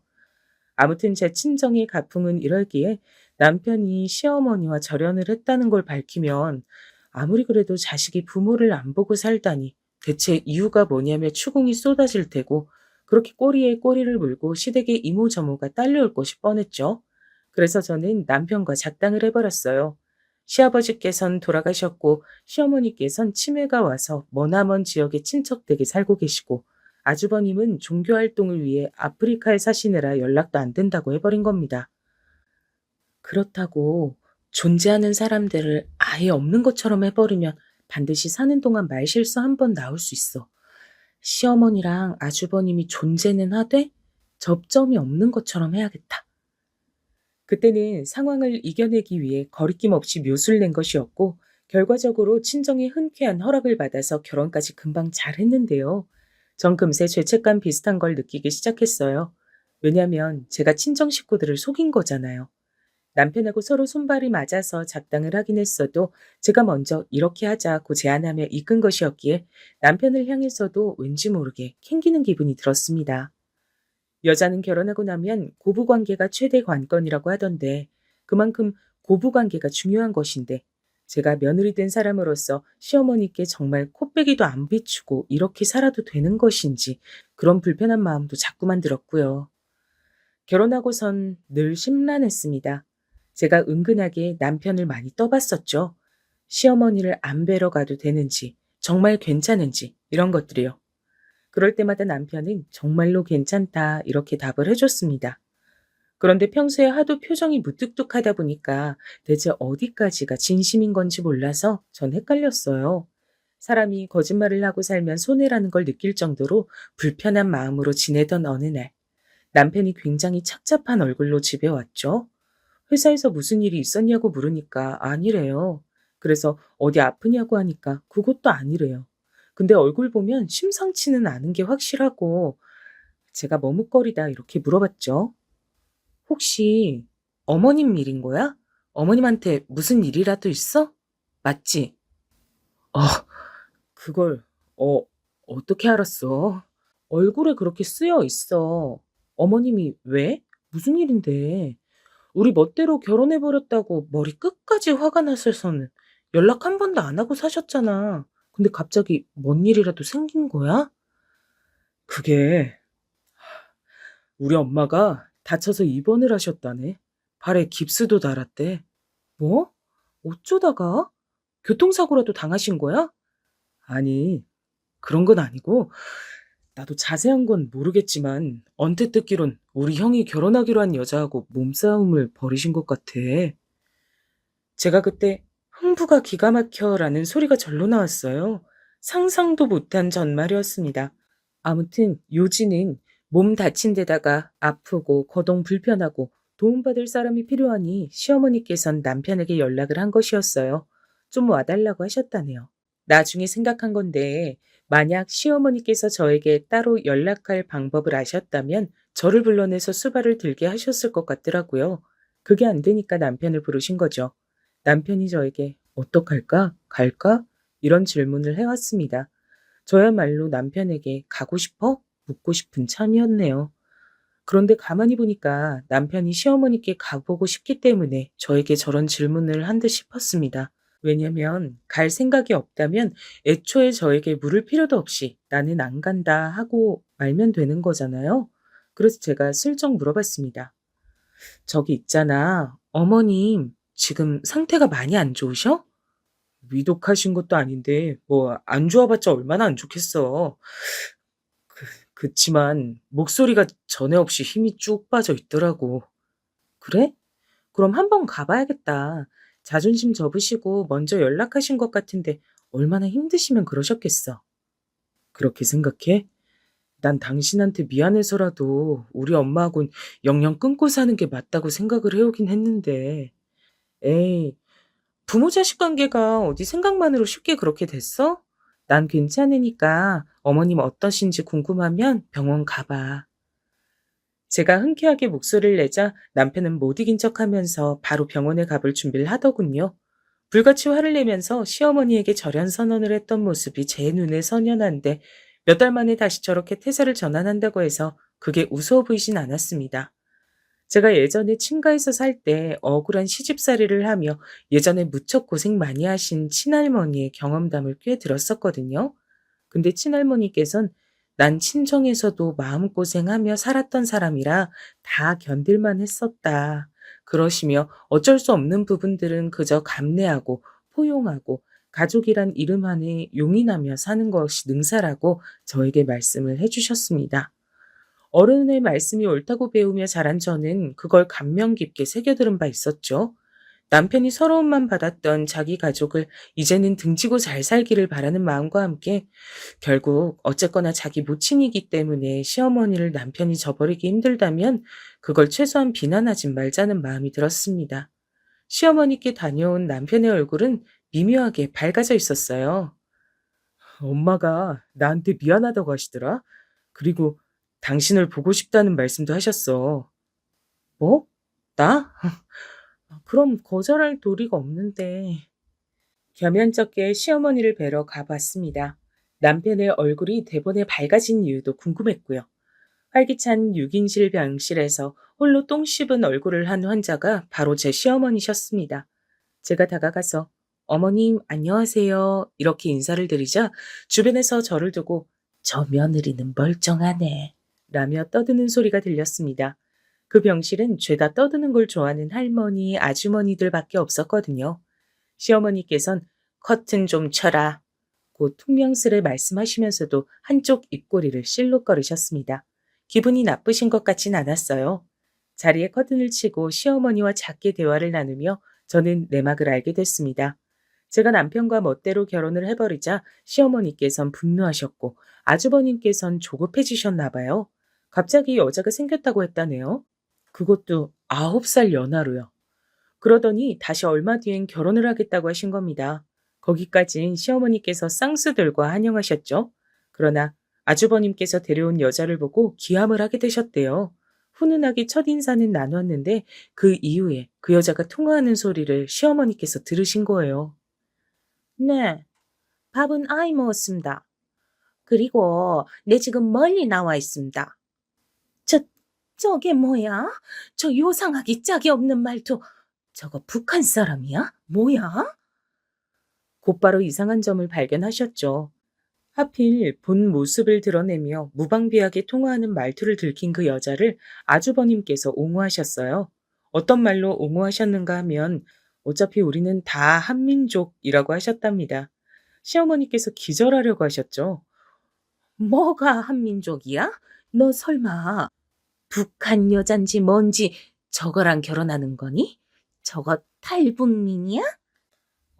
탈북민이라니, 엄마, 아니에요. 제가 어떻게 북한 여자하고 결혼을 해요. 조선족?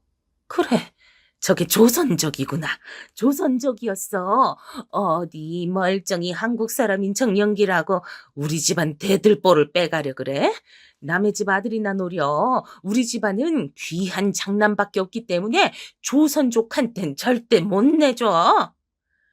그 여잔 조선족이었고 시어머니께서는 눈이 뒤집히셨어요. 장남 떠받들며 오랜 세월 장남 타령을 해오신 분이었는데 언강생신 조선족이라니. 시어머니께서 절대 용납 못하실 일이었죠. 하지만 시어머니의 유별난 장남 타령을 알지 못했던 그 여잔 단순히 조선족을 혐오하시는 분이라고 시어머니를 오해한 바람에 머리 뚜껑이 열렸대요. 시어머니를 향해 무식하게 굴지 말라. 그 여자가 외쳤고 성질 더러운 것으로 둘째가라면 서러우실 시어머니께선 바로 싸대기를 날리셨어요. 그 여자가 말로만 외칠 때 몸으로 시어머니께선 보여주셨습니다. 그리고 결혼하기로 한 여자가 복날의 개처럼 두드려 맞는 걸 지켜보던 아주버님께선 아연 실색을 하신 채로 시어머니를 말리려 하시다 그만 뒤로 확 밀어버리신 거예요. 시어머니께선 나동그라지면서 팔을 잘못 데치셨고 맨살이 크게 쓸리셨습니다. 그 결과 입원까지 하신 거였죠. 맞은 건 그 여잔데 젊으니까 그렇게 두드려 맞고도 무사한 거구나. 이거 참 웃기고도 슬프네. 세상에 뭐 이런 일이 다 있나 싶었습니다. 그리고 시어머니께선 멀쩡한 쪽의 팔로 당신의 가슴을 치며 한탄하셨어요. 애지중지 떠받들며 키운 장남인데 여자에 미쳐서 효심을 저버렸다고, 이제 어떻게 살아야 할지 모르겠다고, 입맛도 없고 그냥 콱 죽고 싶다고 하셨습니다. 시간이 좀 지나서 알게 된 부분이었지만 아주버님께선 결혼 생각이 급해서 그 여자를 만나셨던 건데 시어머니께서 눈 까디집고 난리를 치시니까 오히려 그때 불이 붙어버렸던 거예요. 난데없이 이 여자를 내가 지켜야겠다는 생각이 드신 거였죠. 하지 말라면 더 하고 싶은 게 개구쟁이들 심리라더니 아주버님께서 그러셨나 봅니다.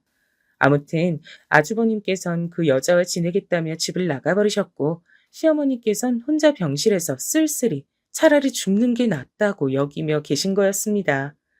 아주버님께서 그 폭탄 선언을 병문 안에 와서 하시는 바람에 병실 사람들은 내용을 알게 됐고 그래서 저를 보자마자 멀쩡한 며느리라고 말들을 한 거였어요. 그 반응이 시어머니께선 좋은 모양이었습니다. 은근히 목에 힘을 주시는 게 보였거든요.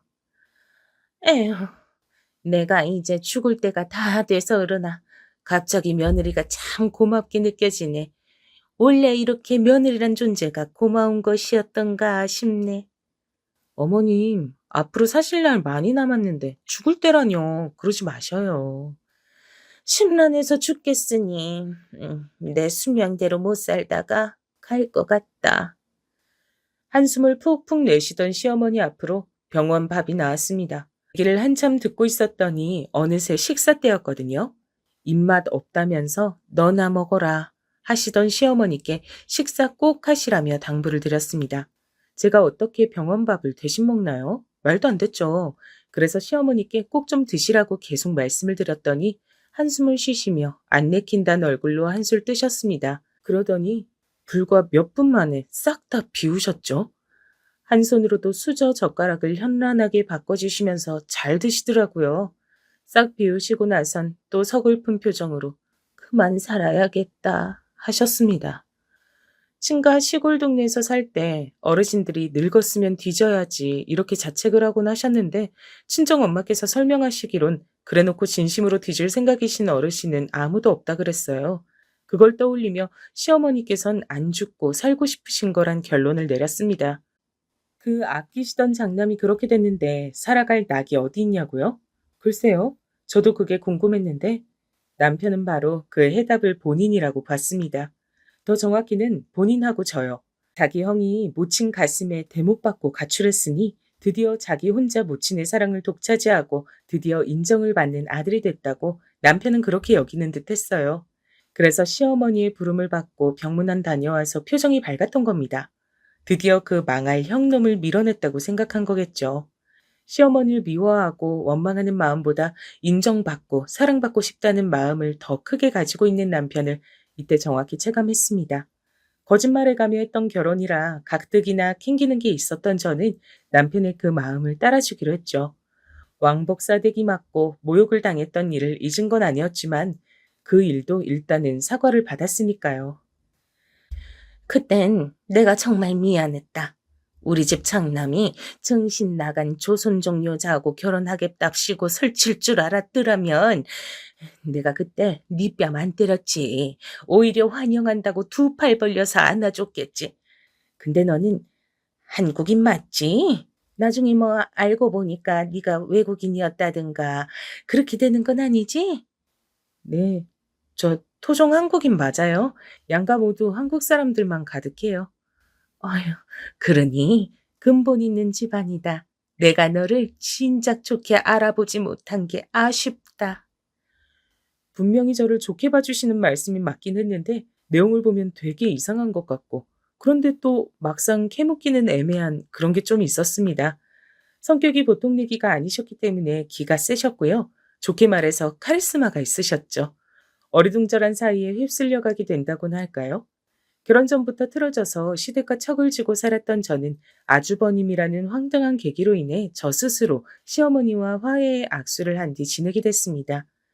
남편이 깊은 애증의 대상인 자기 모친하고 어쨌든 잘 지내본다면 다행일 것 같다는 그따위 아니란 생각을 했던 제가 지금에 와선 그저 웃기네요. 시어머니께서 단박에 저희 부부를 향해 내 새끼, 내 며느리 하며 친근함을 표하진 않으셨어요. 곧 죽어도 차남보단 장남이 대들보라 여기시는 분이었고 순한 차남을 꼬드긴 천하의 불려시가 저였으므로 묘하게 저희를 괄시하는 분위기가 있었죠. 근데 시어머니께서 절 가까이 두고 싶어 하신 이유가 좀 생겼어요. 첫째로 어색하고 대면대면한 고부부 관계를 유지하던 어느 날 시어머니께 전화가 왔는데 치과 진료비가 너무 많이 나와서 큰일이라고 돈 좀 대줄 수 있겠냐고 하더라고요. 네? 치과요? 아, 어머님 요새 치과 다닌다 그러셨죠? 근데 얼마나 나왔길래 이러세요? 보철 떨어진 거 그게 그렇게 큰일이니? 견적이 580인가 560인가 하여간에 그렇게 나왔어. 내가 하도 어이가 없어서 일단 아들 며느리하고 얘기 좀 하고서 진행한다고 해놨어. 그게 그렇게나 비싸다고요? 말도 안 돼요, 어머님. 거기가 어딘데요? 제가 직접 가서 얘기 좀 들어봐야겠어요. 네가 직접 오겠다고? 그럼 나야 좋지. 네가 이렇게 도리는 아는 애였구나. 그 치과로 갔습니다. 시어머니와 함께 설명을 들었는데 알고 보니까 보철 떨어진 걸 다시 쓸 수가 없으니까 그냥 임플란트를 진행해야 한다는 얘기였더라고요. 웬 임플란트? 제가 하도 어이가 없어서 시어머니 모시고 그냥 나왔어요. 그랬더니 저한테 돈 내기 싫어서 이러냐고. 제 남편한테 다 말하겠다면서 우리 효자는 나를 무시하지 않을 거라면서 난리를 치시길래 근처에 다른 치과로 얼른 들어가 봤습니다. 그랬더니 거기서 보철 떨어진 거 붙여주겠다고 하더라고요. 총 다 해서 얼마 나왔던가? 12,000원이었나? 아무튼 그랬습니다. 시어머니께서는 무척 민망해 하셨으며 600만 원에 이르는 금액을 부른 그 치과를 박살내겠다고 하셨어요. 진짜로 가서 깽판이라도 치실까봐 제가 거듭 붙잡고 말렸습니다. 그러자 헛기침을 하시면서 네가 정 그렇다면야 라며 잠잠해지셨죠. 이 사건 이후로 자꾸만 시어머니께서 저에게 연락하며 간섭을 해대셨고요. 또 하나 이유가 있었는데 제가 자라온 배경을 시어머니께서 다 알게 되신 이유였습니다. 나이 지긋하신 집안 어른들 아래서 자란 저였기 때문에 좋게 말하자면 어른 공경 잘하고 예의 범절을 지켰으며 나쁘게 말하자면 불합리하더라도 일단 참고 숙이는 답답이었는데요. 시어머니께선 제 얘기를 듣고서 분명 오호라 눈을 번뜩이셨던 것 같아요. 알고 보니 제가 당신께서 쥐잡듯이 잡을 수 있는 며느리였으니까요. 얼마나 신이 나셨겠어요. 근데 전 그것도 모르고 시어머니께서 자꾸만 저희 부부의 일상을 말을 얹으시고 저에게 살림 얘기를 늘어놓으시는 게 적적해서 그러신 줄로만 알았습니다. 남편은 자꾸 우리 엄마가 그럴 사람이 아닌데 라고 했고요. 시어머니께서 진정으로 저를 며느리로 인정을 하셨기 때문에 그렇게 구시는 거라고 자연스럽게 생각하게 됐습니다. 그렇지 않다면 말이 안 됐으니까요. 시간이 갈수록 전 시어머니가 너무 신경 쓰였고 걸리적거렸는데 남편은 점점 더 저에게 고마워했습니다. 나는 살면서 이런 순간이 올 줄은 꿈에도 몰랐어. 평생 부모님께 뒷전으로 밀려나고 관심 전혀 못 받고 그렇게 살다 죽을 줄 알았는데 이젠 엄마가 나하고 당신을 의지해서 지내시잖아. 특히 당신이 편하고 좋은가 봐. 전부 당신 덕분이야. 항상 고마워. 쑥스러워하면서 저에게 고맙다고 인사를 하는데 그 앞에서 제가 초를 칠 순 없는 노릇이었죠. 그렇게나 중요하단 고부관계라는 거 어디 한번 사력을 다해서 열심히 가꿔보자 싶었습니다. 하지만 생각처럼 쉽지만은 않았어요. 제가 다진 각오를 아득히 뛰어넘는 존재. 그것이 바로 시어머니셨습니다. 너 뭐야? 지금 시간이 몇 시인데 아직까지 안부 전화 한 통을 안 놓고 있을 수가 있니? 너 어디 한번 나랑 해보잔 거야? 네? 아, 어머님, 제가 오늘은 급한 용무가 있어서요. 연락드리는 걸 깜빡했어요. 그게 다야? 그러고선 끝이야? 땡? 그럼 제가 뭘 더 해드려야 될까요? 내일은 꼭 안부 전화를 드리겠다는 약속? 아니면 맹세? 맹세 같은 소리 하네. 이 맹추가. 당연히 죄송하단 인사부터 해야지. 네 사정만 말하면 끝이야? 죄송하단 말도 안 하고 그게 대체 어디서 배워 처먹은 버르장머리야. 감히 며느리가 시어머니한테 그렇게 굴어도 되는 거야? 제가 정신이 너무 없어서 죄송하다고 말씀부터 드린다는 걸 깜빡했어요. 죄송합니다. 성의가 안 느껴져, 성의가. 사막의 모래도 그것보단 안 건조하겠어. 네? 그럼 제가 여기서 더 어떻게... 네, 정말 진심으로 온 마음 다해서 죄송합니다. 제가 부족했어요. 사과드리고 다신 이렇게 안 할게요. 죄송해요, 어머니. 이제야 일말의 진심이라도 느껴지는구나. 결혼해서 시어머니 생겼으면 며느린 뭐든지 사고방식을 시어머니한테로 맞춰야 하는 거야. 왜? 바로 그래야 자기 남편한테도 좋은 일이거든. 다시 정리하자면 뭐다? 시어머니를 최고로 모셔야 가화만사성이다. 알았니? 학교 다닐 때 하도 별종이어서 마귀할멈, 노처녀 히스테리 그렇게 불렸던 여자 선생님이 계셨는데 제 시어머니에 비하자면 그분은 아무것도 아닌 것 같았어요. 시어머니께선 제가 살면서 겪어보지 못한 진짜 중에 진짜였습니다. 당시엔 주말 드라마가 방영만 됐다 하면 기본 40% 이상씩 시청률을 찍었는데 그런 데는 꼭 앞뒤 꽉 막혀서 시청자들 속도 막히게 하는 어리순 캐릭터들이 등장했었죠. 주변에서 그 캐릭터 욕을 하며 떠들어도 저는 초연했습니다. 그 어떤 자극적인 가상의 등장인물도 제 시어머니를 능가하진 않았기 때문입니다. 시어머니께 시달리며 스트레스 받는 것이 슬프게도 적응이 되어버린 저는 친정에 여전히 거짓말을 밝히지 못하고 있었습니다. 그래서 시어머니 때문에 죽을 맛이란 소리를 못했네요. 아프리카에 가기는커녕 여권도 없었던 아주버님의 존재 역시 비밀이었고요. 내 인연, 네가 진정 내 손에 찢기고 싶어서 우리 장남 옆에 붙어서 내 집에 기어들어온 거지? 오냐, 너 오늘 죽었다. 남편과 둘 다 피곤한 얼굴로 시댁에 방문했던 주말, 아주버님이 그 여자와 찾아왔습니다. 그리고 시어머니께선 그 여자를 향해 싸대기부터 또 날리셨죠. 학습 능력이 없었던 그 여자는 뺨을 또 얻어맞고 주저앉았습니다. 아주버님께선 한숨을 푹 내쉬시더니 다음에 다시 오겠다고 하셨어요. 그 여자를 질질 끌고 나가셨습니다.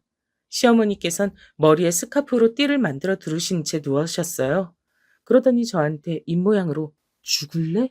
하고 하셔서 제가 깜짝 놀랐는데 다시 보니까 그건 죽 안 끓여? 였습니다. 후다닥 가서 죽을 끓이기 시작했죠. 시어머니가 들어누우면 며느리는 자동으로 간병을 해야 한다고 하셨습니다. 그런 자동을 누가 만든 건진 알 길 없었으나 어른 말씀이니까 이 악물고 고개 끄덕여 들었죠. 남편은 생각이 많아 보였습니다. 그런데 회사가 너무 바빠서 황당한 가정사를 곱씹을 여유가 없었어요. 그런데다가 해외 출장까지 가게 됐죠. 그것도 갑자기요. 급하게 2주 일정으로 베트남으로 떠났습니다. 그때까지만 해도 설마 그 출장 기간에 엄청난 일이 벌어질 줄은 몰랐죠. 제가 친정 아버지 건강 때문에 시골 친가로 내려가 살았다고 했잖아요. 애석하게도 친정 아버지께선 결국 돌아가셨어요. 남편의 출장 기간 사이에 친정 아버지의 제사가 있었습니다. 근데 또 제사를 이틀 앞두고 시어머니께서 죽겠다고 난리를 치며 연락을 해오셨던 거예요. 음식을 잘못 드셔서 급성 장염에 걸리신 모양이었습니다.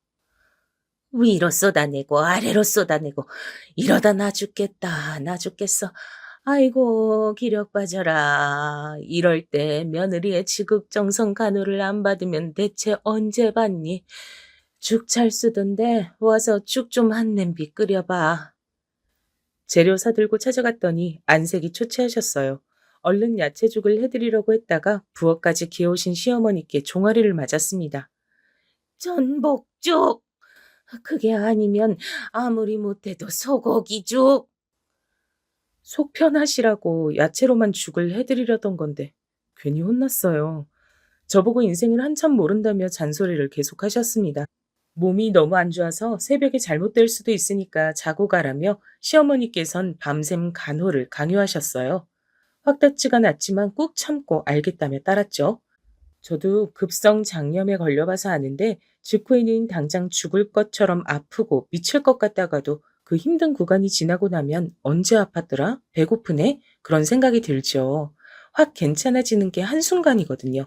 그래서 저는 이튿날 보일러실에 위치한 수납장을 뒤적거리며 주전부리를 찾으시는 시어머니를 보자마자 괜찮아지셨다는 걸 알았습니다. 그럼 전 이제 가볼게요. 오늘이 저희 돌아가신 친정아버지 제사라서요. 얼른 가야 준비를 제가 같이 할 수 있어요. 쉬세요, 어머니. 아픈 환자를 두고 가긴 어딜 가? 너는 이미 죽은 사람이 산 사람보다 중요하단 거야? 네? 그냥 죽은 사람 아니고 제 친정 아버지신데요. 자식인 제가 제사에 안 가면 누가 가나요? 난 네 시어머니야. 지금처럼 눈빛 싸가지 없게 날 쳐다보면 안 되지. 한 집안의 며느리가 됐으면 그 집안의 뼈를 묻어야 한다. 며느리가 출가 외인이라는 건 너도 잘 알 텐데 시어머니인 내가 가지 말라고 하는데 네가 감히 단박에 싸가지 없이 나와? 안 되겠구나. 기가 막혀서 콧웃음을 쳤는데 그게 너무 싸가지 없이 보인 모양이에요. 시어머니께선 여기서 반성하라 하셨어요. 문을 닫고 나가셨죠.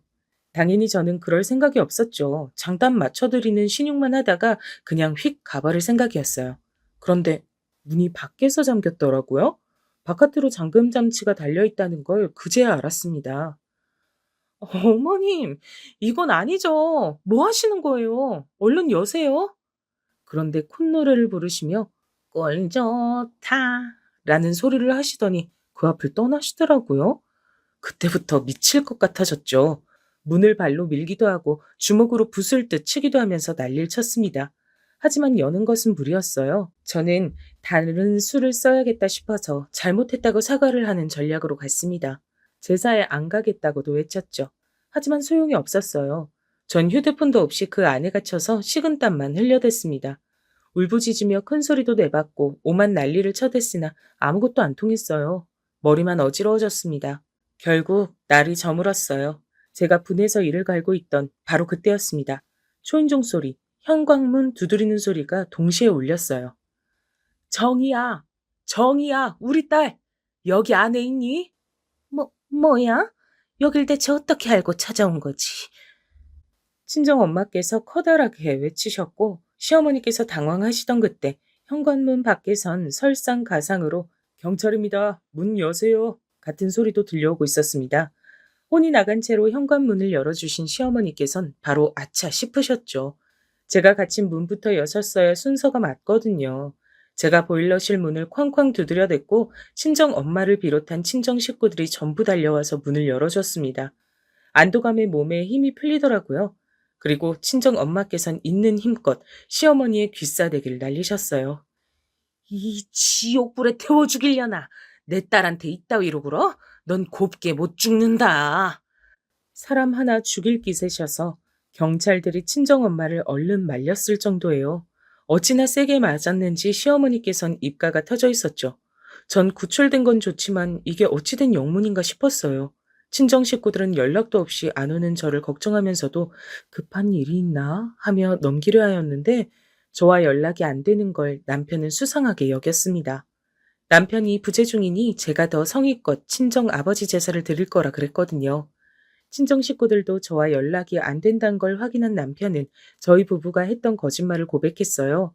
그리고 시어머니께서 점점 낌새가 심상치 않았기에 저를 쥐잡듯이 하고 계실지 모른다며 제발 시댁으로 가달라고 그랬다네요. 친정 식구들 모두 난리가 나서 총출동했고 가던 길에 순찰 중이던 경찰차가 보이자 상황을 모두 설명하고 동행을 요청했던 겁니다. 모두 미안해요. 그리고 고마워요. 내가 바보같이 굴어서 아버지 제삿날에 민폐나 끼쳤네요. 제가 고개를 떨구며 말하자마자 친정엄마께서 저를 꼭 안아주셨어요. 제 잘못은 없다며 신뢰를 주지 못해서 거짓말을 하게 만들어 도리어 미안하다고 그렇게 저에게 말씀을 해주셔서 저는 눈물이 나고 말았습니다. 친정을 믿지 못하고 제멋대로 판단한 것 같아서 제가 너무 어리석었다고 느꼈네요. 경찰차까지 앞에 있었으니 동네에 소문이 다 났어요. 원래 평판이 좋지 않았던 시어머니께선 그대로 찍혔고 동네 일대에서 왕따가 되셨습니다. 제가 시어머니와 갈라선 건 당연했고요. 귀국한 남편은 시어머니를 만나지조차 않았습니다. 평생 안 볼 거라며 두 번 다시 나약하게 굴지 않겠다 그랬어요. 저와 제 친정이 자기의 유일한 가족이라고 강조하며 뜨거운 눈물을 흘렸습니다. 또 한 번 자기 모친에게 실망하고 상처를 받은 남편이 불쌍하기도 했어요. 얼마 후 남편은 해외 근무를 회사에서 제안받았고 저는 적극 찬성했습니다. 그래서 5년간 둘이 외국에 나가서 살았죠. 그곳에서 첫째, 둘째 모두 태어났고요. 아, 시어머니는 그때 어떻게 되셨냐고요? 남편이 완벽히 돌아서자 악에 바치셨습니다. 됐어. 어차피 우리 집안은 장남이 대들보였지. 조선족인지 나발인지 쓸만하다 싶으면 그냥 며느리 삼아주지 뭐. 하지만 그 여잔 결국 사기꾼이었어요. 아주버님을 방심시킨 뒤에 재산을 훔쳐서 달아났대요. 시댁의 재산이 그렇게 싹 다 날아갔죠. 완벽한 몰락에 큰 충격을 받으셨습니다. 아주버님께선 술, 담배를 일삼다 건강을 망쳤고 시어머니께선 스트레스 때문인 건지 일찍 찾아온 치매를 맞이하셨습니다. 비극으로 마무리됐기에 마냥 통쾌하진 않았던 것 같아요. 하지만 행황대로 돌아간 것 같아서 후련한 심정이긴 했답니다.